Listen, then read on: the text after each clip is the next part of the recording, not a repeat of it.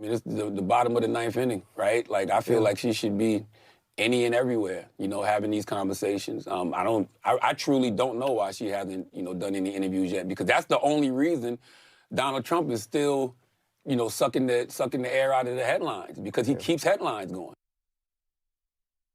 Okay, so Matt, Trump's willing to do it. Yeah. He's taking his record directly to the American people. Kamala, 23 days, she's yet to do an interview.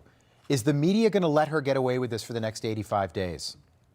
Yes, because they've created 3 avatar candidates, Barack Obama, Joe Biden, and Kamala Harris. Barack Obama was never this smart guy. He was always a fiery radical who didn't love the country and went to church services where they made that abundantly clear. Remember that famous quote from his pastor? Joe Biden never had the stuff. He was going senile in 2016, and now we have Kamala Harris, this cackling fool who's got the lowest numbers as vice president we ever saw. They're going to turn her in to this amazing kind of like female version of Obama. It's what they do. They're in the bag for these candidates. This is all a showy fraud. It's like a Hollywood script. It's like a movie. She'll get away with all of that. Unless the American people have the courage to finally say no more. I travel this whole country constantly. There's more people on my side than there are on the other side, but my side feels scared to stand up and say things. And this is the moment they have to stand up. And let me tell you, turn off those other networks, cancel those subscriptions. The left-wing national news media is all in on the takedown of what makes America great. And the American people can stop it, but they got to stop it in November. Matt, I don't want to be, sort of doomsday, but I think people should consider what happens if Kamala and somebody as radical as Tim Walz get into the White House, and what will happen and what our country will look like. And the southern border won't close. No. It'll stay open. 10 million plus have crossed illegally over the last 4 years. You're looking at another 10 million or more. How many of us will be put in jail for our political beliefs? How many journalists will be canceled because they wrote something they don't agree with? I mean, we are at the brink of having a free society by people who say they're trying to save our democracy. They're lying to you. You got to stand up now. And you think about things that seem radical and fringe right now. Statehood for Puerto Rico, statehood for Washington, D.C., packing the Supreme Court. These are all things that are on the table if Kamala Harris is president.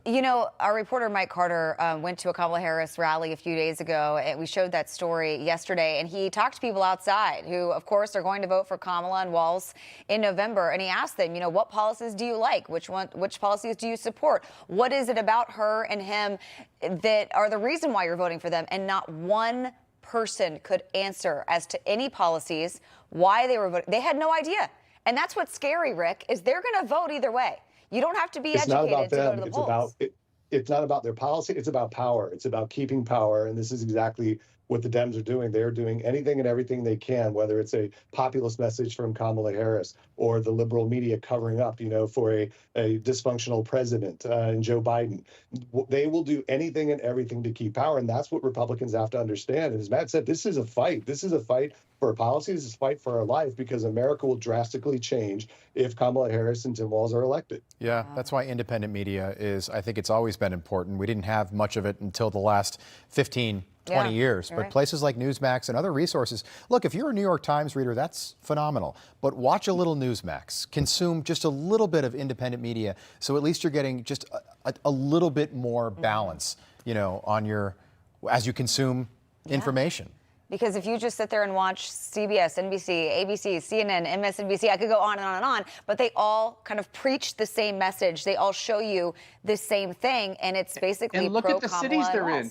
Yeah. Those cities are literally falling apart. Chicago, New York City, San Francisco, LA. The only big cities that are functional are in red states like Dallas, in Miami, and these other places. Like, look at their own squalid neighborhoods where they're reading the New York Times.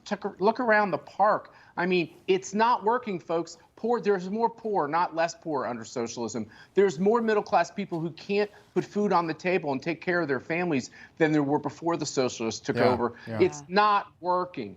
And we're Kamala's stealing Trump policies now. That's the level that she stooped doesn't have any. I'm waiting for her to go on the campaign trail tomorrow and have the sign under her, Kamala or Harris Walz 2024, and then make America great again under that. Like, literally, that's the direction we're headed. Anything to get her over the finish line. And the media won't ask a tough question. They don't care if she doesn't do an interview.